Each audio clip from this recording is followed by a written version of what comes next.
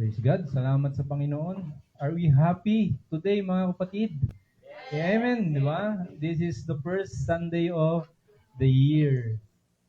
First Sunday of the year and first Sunday of January, year 2062. 2026. Ayan, maraming salamat sa Panginoon na nairaos natin ang 2025 ng matagumpay, no? Mapayapa at walang naputukan ng kamay, walang nabawasan ng daliri. Ayan, salamat sa Panginoon dahil itinawid niya tayo mula dun sa 2025 at ngayon nandito tayo sa panibagong taon na ibinigay niya sa atin. And it is a blessing, no, to be considered na tayo ngayon ay nagse-celebrate, no, ng kabutihan ng ating Panginoon at ngayong unang linggo ng taon na ito. So welcome po sa ating panambahan ngayong umaga na ito, sa ating Gem Life Fellowship Service, sa lahat po sa online. Welcome po sa inyo, sa mga nanonood. Kung nasan man po kayo, pagpalain po kayo ng Panginoon at ingatan kayo dyan. So, kung ano man po yung mga ginagawa nyo, tuloy nyo lang yan habang nakikinig po sa ating mensahe ngayon. At welcome din sa bawat isa na nandito. Kamayan nyo po, tapikin nyo yung katabi nyo, sabihin nyo po, welcome po, good morning sa inyo. Ayan. Naligo ba kayo? Ang lamig ng tubig, sa totoo lang. Diba? Yung temperature ngayon, parang tayo nasa Baguio. Pero mamaya, mainit na yan. Pero talagang kanina umaga, kita naman natin, ramdam natin, iba talaga yung simoy ng hangin. Lumalamig na. Pasko na naman. Ang tagal naman mag-Christmas. Katatapos lang. 2026. So, welcome mga kapatid. Sabihin natin, welcome 2026. Welcome 2026. Ayan, no, dahil itong panibagong taon, nag-aasam na naman tayo ng mga bagay, no, na ano ba yung gagawin ni Lord sa akin this year? Ano ba yung mga provision niya, mga pangarap ko, mga pinaplano ko na matutupad ngayong taon na to? At marami sa atin, di ba? Pag pumapasok ang taon, lahat ng uri ng tradisyon at kultura ng Pinoy, ginagawa natin yan. Although hindi naman talaga tayo naniniwala, pero dahil kultura na ito ng bilang Pinoy tayo, ginagawa pa rin natin. Katulad ng naghahanda tayo, ng kung ano-ano sa hapagkainan natin bago di ba? Medianoche, mayroon tayong malalagkit para daw pampadikit ng samahan. Mayroong bilog-bilog, naniniwala. Hindi naman dahil naniniwala tayo. Actually, yung bigas, di ba? Nandun pa, huwag nyo munang galawin. Kasi, di ba, buong January, nandyan lang yan. Kasama yung mga itlog, na mayroong mga pera na hindi rin pwedeng galawin. No? Pero nakakatuwa, although hindi naman totally doon nakasalala yung ating foundation, pero masaya pa rin, no? Na-enjoy natin yung mga ganun. Hindi masama yun, no? Huwag lang tayo yung parang doon nakatuon yung natin, sisertehin tayo. Hindi ganun, no? Maganda yon dahil na-enjoy natin. Pero dapat mas, pa rin, mangingibabaw pa rin, no? Na yung pag-asa natin, hindi nandoon, kundi nasa Diyos na buhay. Amen ba? At yung tinatanaw natin na pag-asa this year, 2026, kailangan maging founded tayo. Saan ba nakasentro yung pag-asa ko na yon? Yung mga plano ko, saan ko idinudulog, no? Napakahalaga po mga kapatid na itong taon na ito, simula pa lang, we need to start the year right. Amen? We need to start this year tama kasi marami pong sa ibang pagkakataon may mga sa buhay natin mali yung simula pero maganda yung nagiging pagtatapos. Amen? May ganon. Pero di ba mas maganda kung nagsimula tayo ng maayos, magtatapos din tayo ng maayos. Di ba? Amen ba? Yun yung isa sa mas maganda. Although hindi lahat ganon, pero mas maganda na magsimula tayo ng tama. And ngayon pa lang, i-assure na natin yung ating mga sarili, saan ba nakasentro yung pag-asa mo ngayon, di ba? Ang inaasahan ko this year, magkakaroon ako ng mas maganda pang promotion. Yan. Mas lalaki yung sahod ko, inaasahan ko yun, di ba? Meron kang pag-asa sa puso mo na hindi ka ni magiging cargador ng door sa car. Di ba? No, biro lang. Ang inaasahan mo na ngayon, magiging executive ka na this year, no? Kiniklaim mo yun. Walang masama doon, kapatid. Nung tinanong ako ni Jeng, ano yung resolution mo? Sabi ko, yung resolution, taon-taon naman yan eh, di ba? Parang nakakatuwa ngang isipin kasi parang taon-taon, may parang wala kang natatapos. Parang ganun yung lumalabas sa akin na resolution mo, taon, yun na naman, uulit na naman yung resolution mo, kalagitnaan ng taon, mawawala, makakalimutan mo na. Well, that is normal mga kapatid. Kasi nga, yun yung pag-aaralan natin ngayon. Ano yung dapat na gawin natin para nagsisimula tayo ng maayos and along the way, hindi tayo na out of track doon sa plano at doon sa inaasam nating pag-asa this year. Na hanggang sa matapos ang taon na to, we are aligned on that track and we are aligned on that hope na ating inaasam sa ating mga puso. Ayan, amen to mga kapatid. Excited na po ba tayo? No? And simula po tayo. Sabi sa 1 Peter chapter 1 verse 3, sa NIV translation, "Praise be to God and the Father of our Lord Jesus Christ. In His great mercy, He has given us new birth into a living hope through the resurrection of Jesus Christ from the dead." So napakahalaga mga kapatid na isipin natin at ilagay natin sa ating mga puso na yung pag-asa pala dapat ay nakatuon doon sa buhay na pag-asa. Dahil meron pong mga inaasahan tayo na hindi nakasentro sa Diyos, kundi minsan nakasentro doon sa ating personal na lakas at kakayahan na dahil akala mo, kaya mo, and you are strong, and you thought that you will finish strong, but along the way, nadapa ka. Bakit po? Dahil na out of track tayo, na-distract tayo, nasaktan tayo, no? May mga bagay na nakahadlang doon sa progress mo. Kaya napakahalaga, alam po natin kung saan natin itinutuon yung ating mga mata. At yun daw po saan? Doon sa living hope through the resurrection of our Lord Jesus Christ. Doon sa tinapos na gawa ng ating Panginoong Hesus. Dahil si Jesus Christ namatay at muling nabuhay, no? Dahil si Jesus ay pinanganak sa sabsaban, meron tayong buhay na pag-asa. Na bagamat may mga pagkakataon, tayo'y masasaktan, tayo'y madadapa itong taon na to. Marami tayong inaasahan, positibong tinatanaw sa malayo na gusto nating mangyari.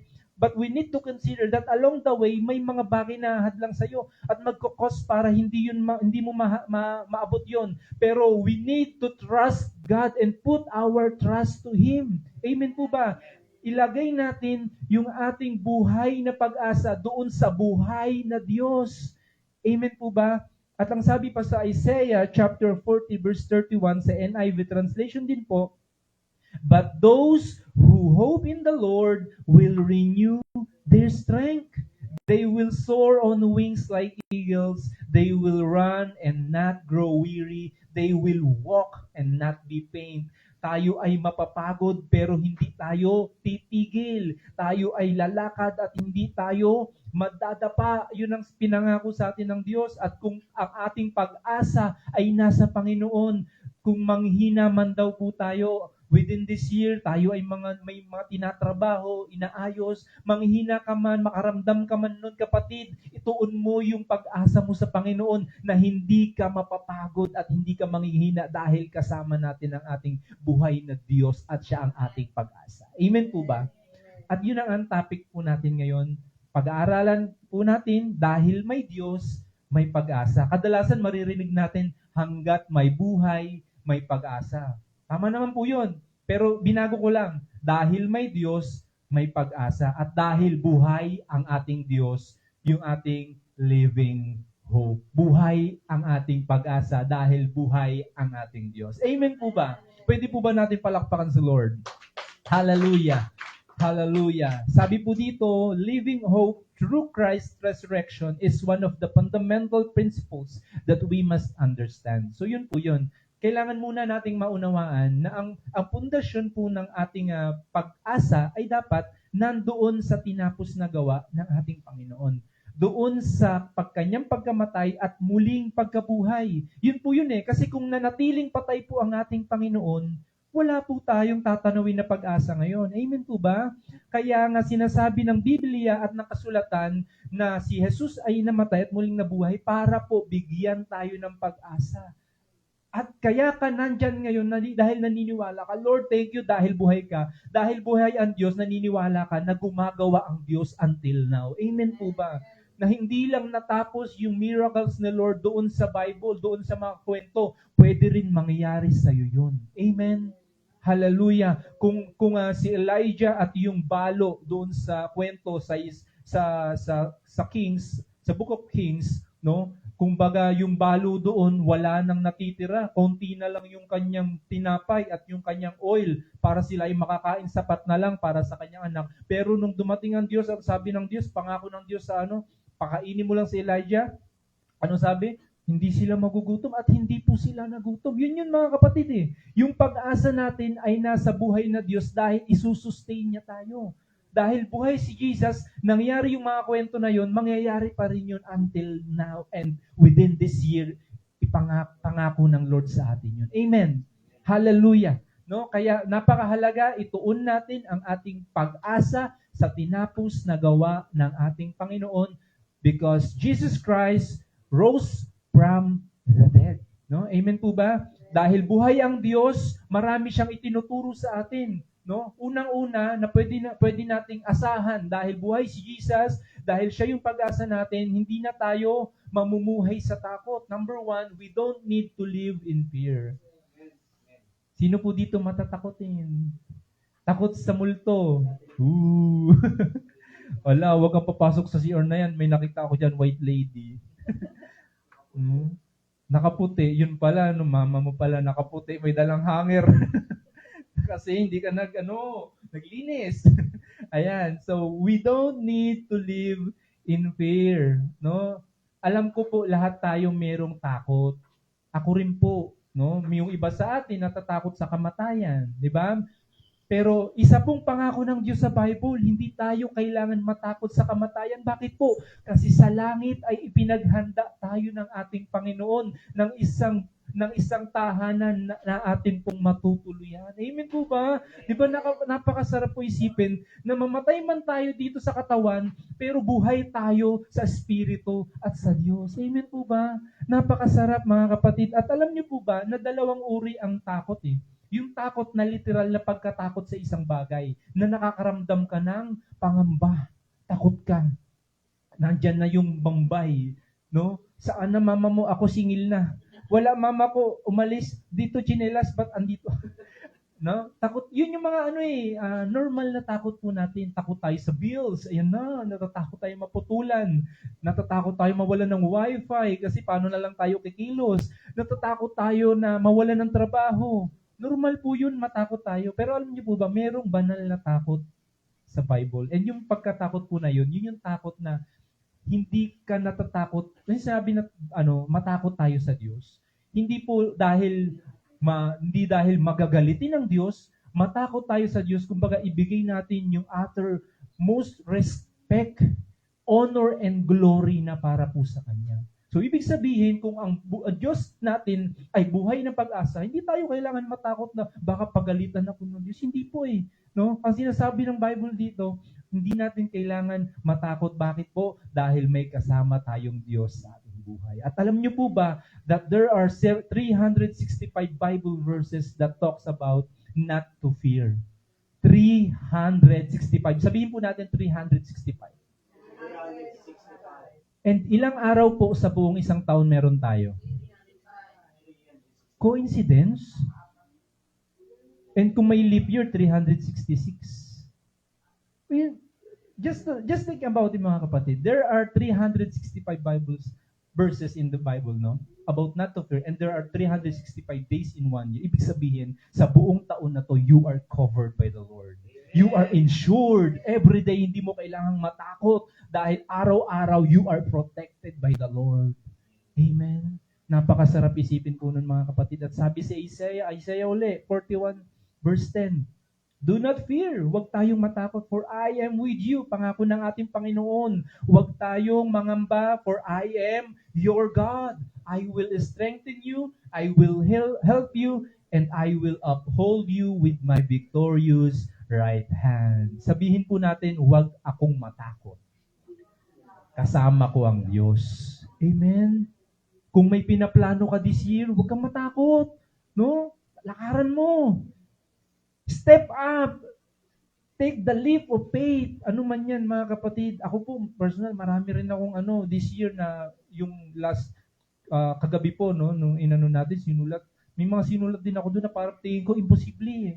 Natatakot ako gawin. Pero salamat sa Panginoon kasi itong message na to ay para sa ating lahat na huwag tayong matakot kung meron tayong this year ay inaasam at inaasahan. Bakit po? Dahil buhay ang ating pag-asa. Kasama natin ang Diyos. Sabi sa 1 John chapter 4 verse 18, there is no fear in love. Walang pagkatakot sa pagmamahal. But perfect love casts out fear. For fear has to do with punishment. And whoever fears has not been perfected in love. But we've been perfected in love by our Lord Jesus Christ. Yung kanyang tinapos na gawa sa krus ng Kalbaryo, yung po yung ating buhay na pag-asa. Kaya kailangan hindi tayo matakot. Bakit? Yung pag-ibig po na inilagay sa puso natin ng ating Panginoong Jesus, that is the perfect love, perfect for every fear in your heart. Amen? Perfect love casts out fear. 1 John chapter 4 verse 18. Huwag kang matakot. Pangalawa po, no? Ang una po natin, we don't need to live in fear. Hindi na natin kailangan mabuhay sa takot. Bakit po? Yun nga, dahil tayo ay merong pag-asa dahil buhay ang Diyos. Pangalawa, we don't need to live with loneliness in our hearts. No? Nalulungkot tayo, nababalisa tayo. May mga sitwasyon sa buhay mo ngayon na parang nagbago na yung ikot.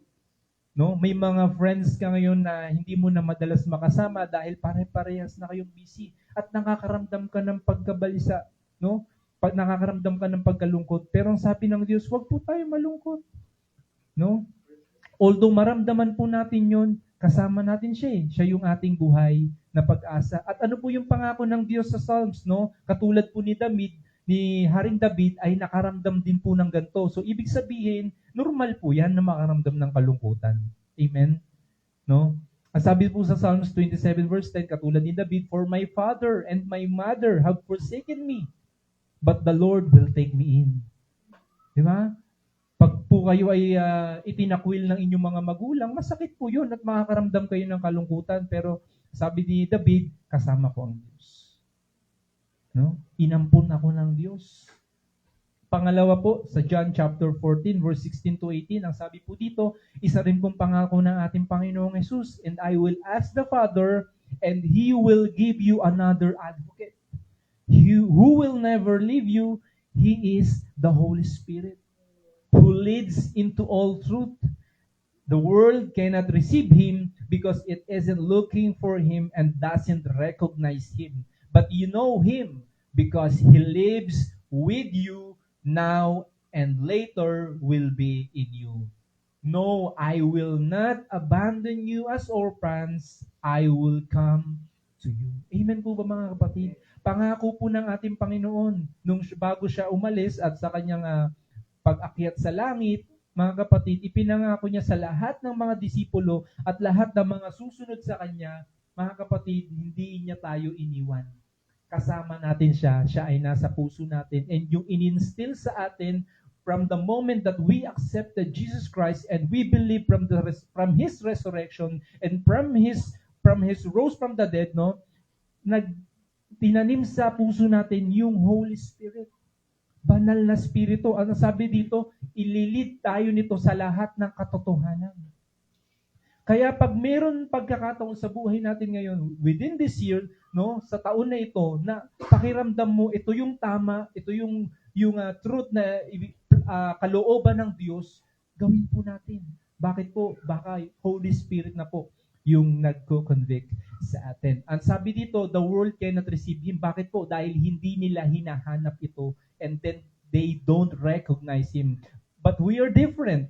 Tayo po ay anak ng Diyos. Tayo ay naniniwala sa buhay na Diyos at sa Kanyang tinapos na gawa. Kaya hinahanap natin yung kilos ng banal na Espiritu at dapat ay sensitive tayo sa kilos ng Holy Spirit. Bakit po? Dahil yan yung iniwan ng ating Panginoong Hesus na kasama natin araw-araw. And sabi dito, huwag tayo makaramdam na tayo ay iniwan ng Diyos. Bakit? Dahil lagi mo siyang kasama. He will come to you. Kaya kung may mga pagkakataon na pakiramdam po natin, parang ang layo ng Diyos, hindi po malayo ang Diyos. Baka po ikaw yung malayo. Baka po tayo yung malayo. Baka po hindi na po natin nabubulay-bulay yung kanyang mga salita. Baka po hindi na po natin inaalala yung kanyang mga promises from the Bible. Ang dami po niyang pangako. And this day, pinapaalalahanan tayo na meron tayong buhay na Diyos at siya ang ating buhay na pag-asa, our living hope. And since Jesus now lives inside every believers through His Spirit, kapatid, we are never truly alone. Hindi tayo nag-iisa. Sabihin mo sa katabi mo, hindi ka nag-iisa.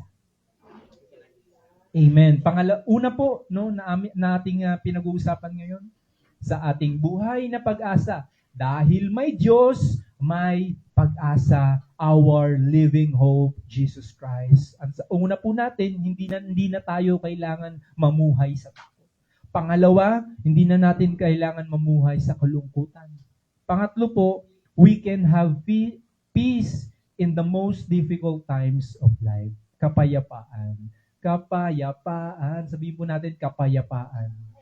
Sa kabila ng kaguluhan ng mundong ito, sa kabila ng kabilisaan ng mundong ito, sa kabila ng kaliwat kanang kurakot na ating nakikita, sa kabila ng kaliwat kanan ng mga hindi magagandang balita na ating napapakinggan at nakikita sa social media at sa mga telebisyon, mga kapatid, pangako ng Diyos, meron tayong kapayapaan. Amen. Hallelujah. No? Napakasarap isipin na kapag kasama natin ang Diyos, meron tayong kapayapaan. Alam niyo po ba, pag magulo po yung isip natin, palagi lang po natin ipanalangin, Panginoon, give me a peace that passes all understanding down to my heart. Amen. Bakit po? Sabi sa John chapter 14 verse 27, peace I leave with you. Iniwan sa atin ng Panginoon yung kapayapaan. Dahil ang bunga ng banal na spirito, mga kapatid, kapayapaan. My peace I give unto you, not as the world giveth, give I unto you. Let not your heart be troubled, neither let it be afraid. Napakaganda po, na kanina, pinangakuan tayo ng Diyos na hindi niya tayo iiwan dahil kasama natin ang Holy Spirit. At dahil nasa atin, sa puso natin, ang banal na spirito, ang bunga po nito, kapayapaan. May mga pagkakataon, dadating sa punto ng buhay natin dito sa this year 2026, na magkakaroon tayo ng parang nagugulumihanan tayo. Naguguluhan tayo sa sitwasyon. Naguguluhan tayo sa ating desisyon. Pero kapayapaan ang hatid ng Diyos na buhay sa atin. Claim it. Amen po ba?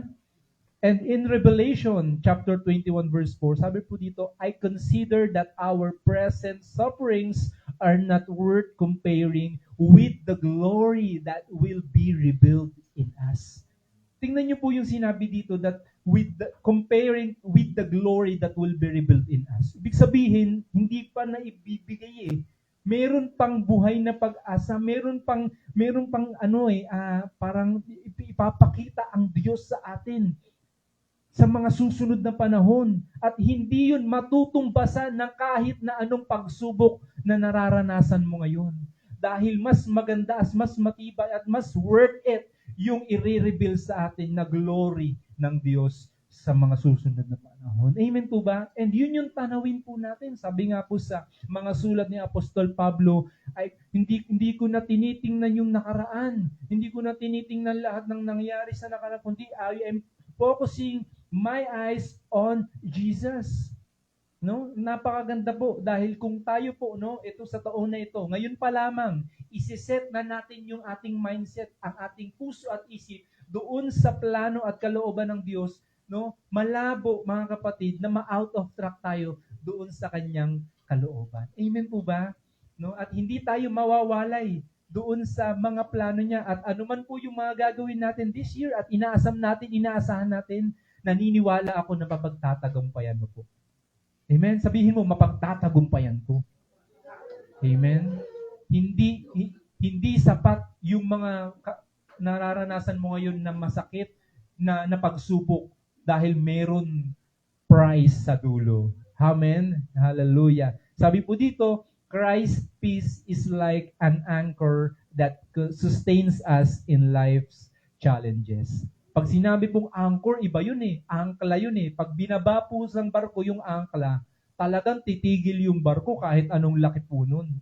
Imagine a single metal drop into the water pero kaya magpatigil ng napakalaking barko. Bakit po? Kasi nga, that is the anchor. And if our anchor is Christ's peace, anuman ang maramdaman natin, anuman ang mga pagsubok na pagdaanan natin this year, kapatid, naniniwala ako na hindi ka mapapatigil niyan. Tanging kapayapaan lang ng Panginoon ang magbibigay sa iyo at magsusustain sa iyo. Amen? Hallelujah. Yan po yung pangatlo natin, kapayapaan, hatid ng Diyos na buhay sa atin. Pang-apat po, tama ba? Pang-apat na? Right? Pang-apat, no? The debt paid in full. Sabihin mo, bayad na.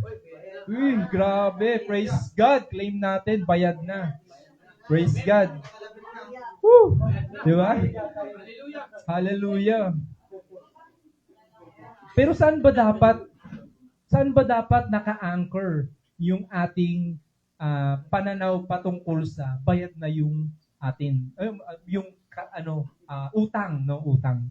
Una muna, dapat malaman natin na meron tayong utang sa Diyos. No? At yung utang na yun, yung foundation na yun, fundamental truths na yun, sabi sa 1 Peter chapter 2, verse 24, sabi dito, He personally carried our sin in His body on the cross so that we can be dead to sin and live for what is right. By His wounds, you are healed. Mga kapatid, ang sabi po dito, personally, dinala ng Diyos yung ating mga kasalanan sa harap ng Ama.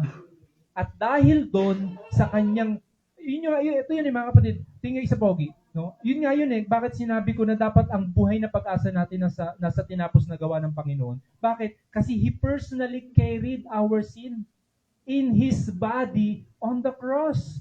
Imagine, lahat ng kasalanan ng sanlibutan ay kanyang inako para tubusin tayo, siya'y namatay, at pagkatapos nun, hindi siya nanatiling patay. Siya'y nanatiling buhay para bigyan tayo ng pag-asa that your debt is paid in full.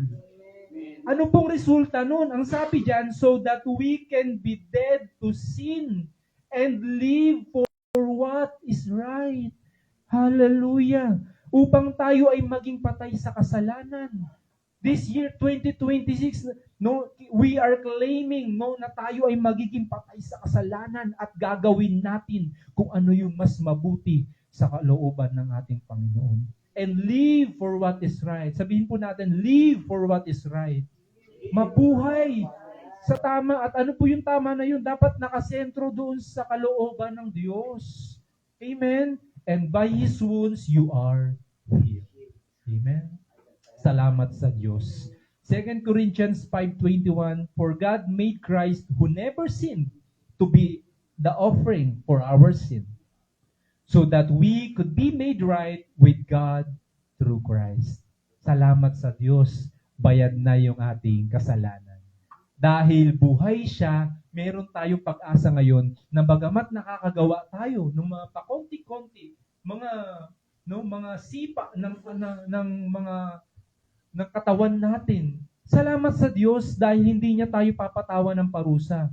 No, yun yung pangako niya na wag tayong makaramdam ng pagkabigo sa puso natin. No, nakapagmura ka lang dahil slip of the tongue nga lang, sa ika nga nila. No, sorry Lord, nabigla lang ako. Pero wag kang mag-alala. Patay na tayo sa kasalanan at binibigyan ka ng pag-asa ng Diyos na pwede mong ayusin yun. Amen? No, yun yung essence ng pagkabuhay ng ating Panginoon, no? Dahil pag-asa natin siya at isa pa yung di ba? Kahit yung mga utang natin na meron tayo ngayon. Sino may utang? Literal na utang, pera. Di ba? Utang na loob. Sino meron? Lahat tayo. Ako lang may utang. Ano ba 'yan?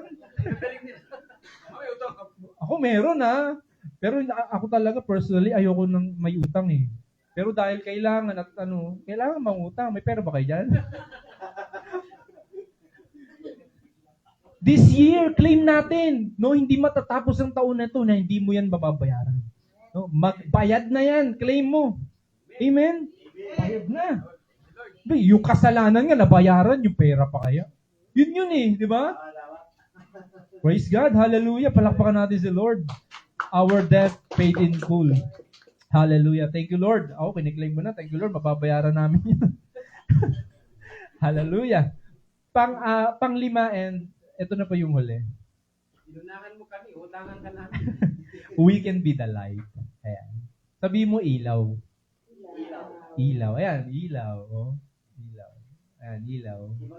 Ay, ibang ilaw ba yan? Ilaw, no? Pag sinabing ilaw, pag madilim tong kwarto na to, hindi tayo magkakakitaan, lalo na si Eleazar. Diba? Kasi naka-dark siyang damit. Diba? Pati ako kasi naka-dark. Oh. Pero kayo makikita kasi white. Yung pala yung ilaw, akala ko yung hindi pa hinog. Hilaw yun, Bas. Hilaw yun.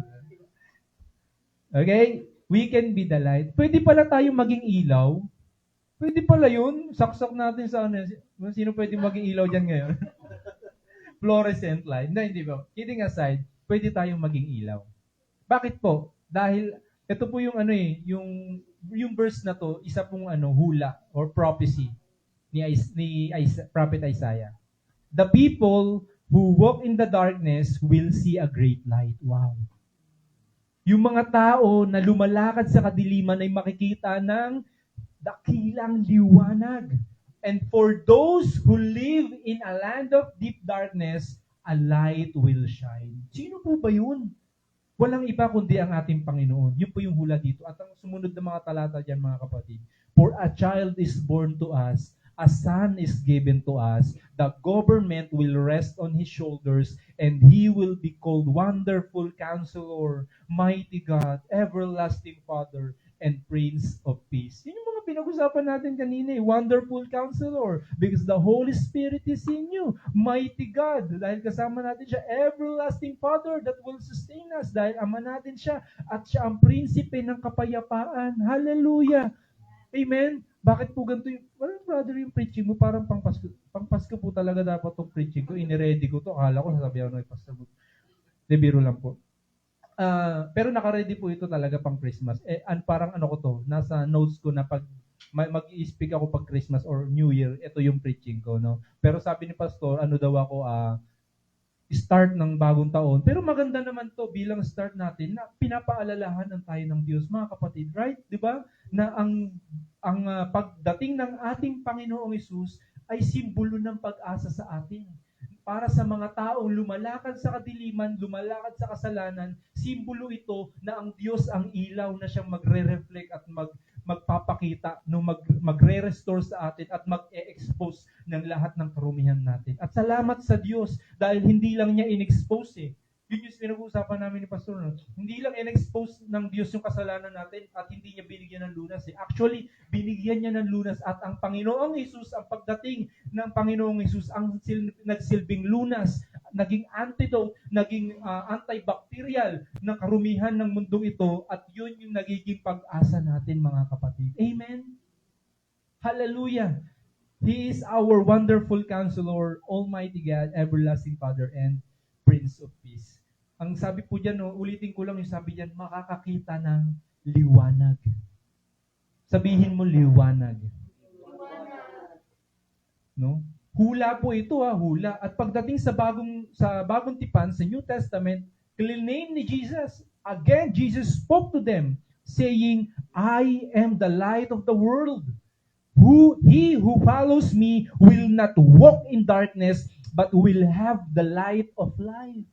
Ang sino mang sumunod sa akin, ang sumusunod sa akin ay magiging ilaw ng buhay din, katulad ko. Hallelujah! Amen! Kung ang Diyos ay buhay at yun ang ating pag-asa, ang Diyos pala ay ilaw sa atin.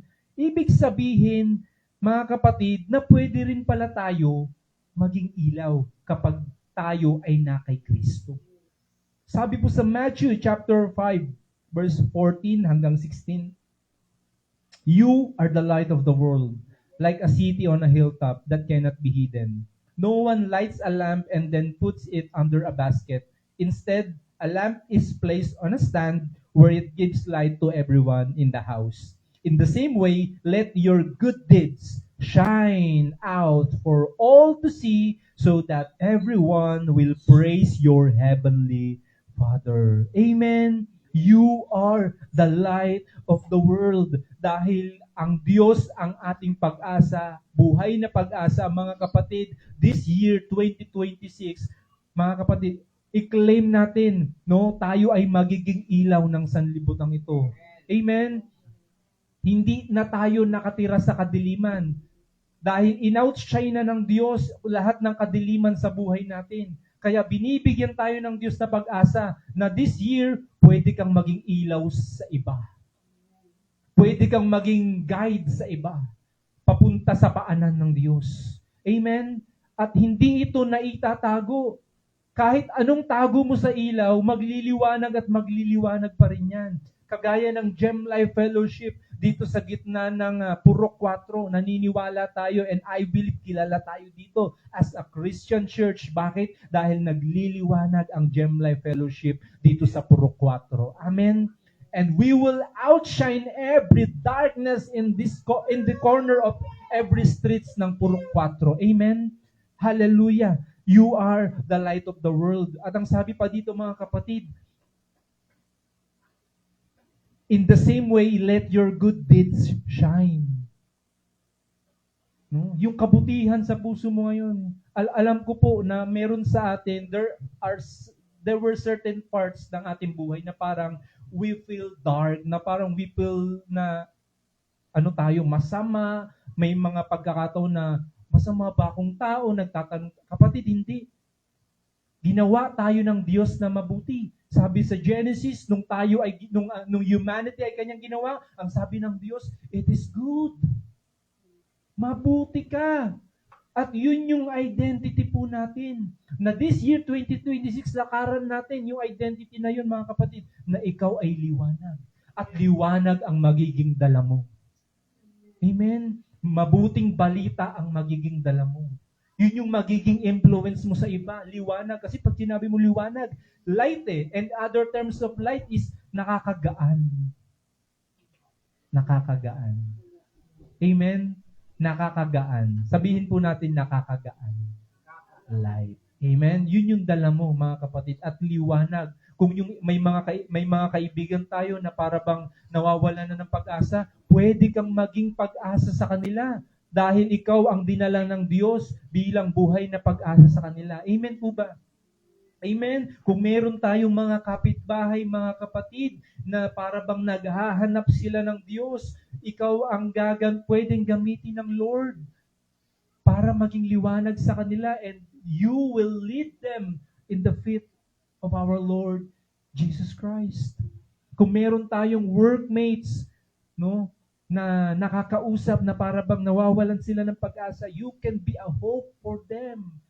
Dahil tayo ay envoy ng Lord ng kaliwanagan. Amen po ba?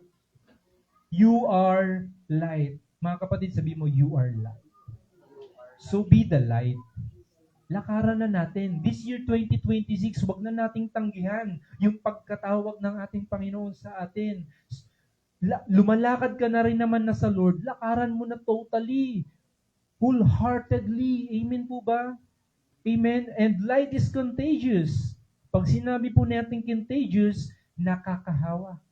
Sabihin mo nga, nakakahawa. Ano? Diba? Kung yung COVID virus ay nakakahawa, the same way, a good deeds is contagious. Ang isang mabuting gawa ay nakakahawa din. Amen po ba? Hawaan po natin ng mabuti yung ating mga nasa paligid.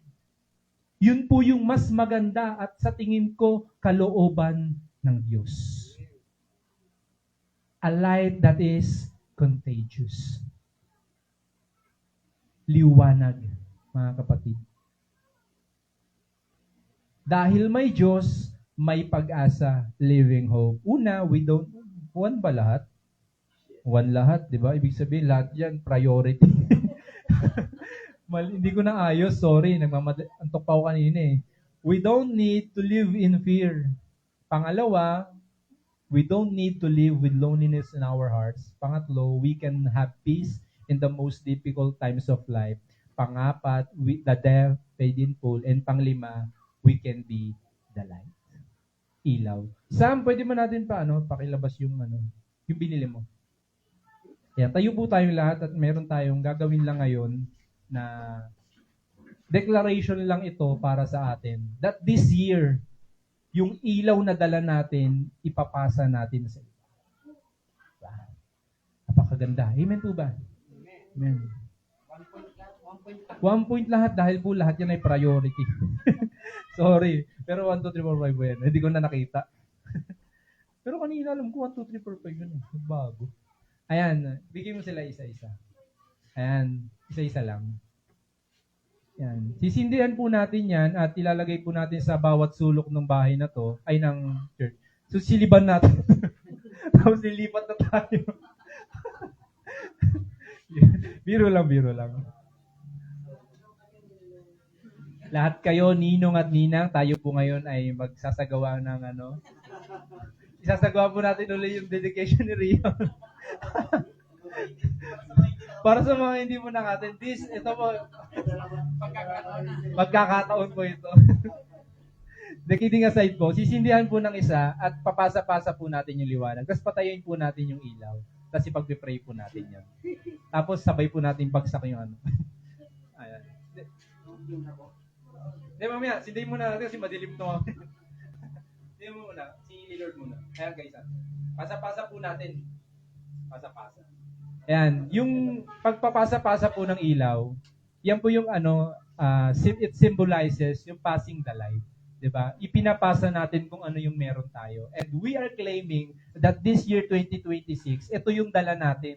Na magsisimula tayo ng taon na ito na tama, magsisimula tayo ng focus, magsisimula tayo ng faithful, magsisimula tayo ng fruitful para sa taong 2026 na hindi tayo natatakot, walang kalungkutan sa puso natin dahil meron tayong kapayapaan at bayad na yung mga kasalanan natin so we can be the light. So wala nang dahilan para hindi ka maging ilaw dahil lahat na binayaran ng Diyos at hindi ka na dapat matakot. And yung pinapasa po natin ngayon, it can symbolizes mga kapatid, no? Na kung ano yung meron ka, ipinapasa mo sa katabi mo.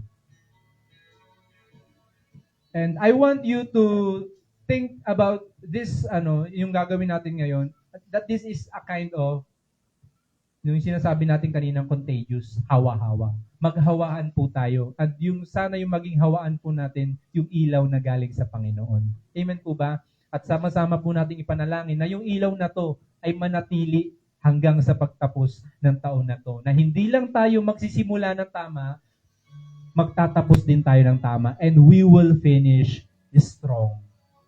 Kasama natin ang Diyos, dahil may Diyos, may pag-asa, our living hope, Jesus Christ, our Lord. Let's pray. Father in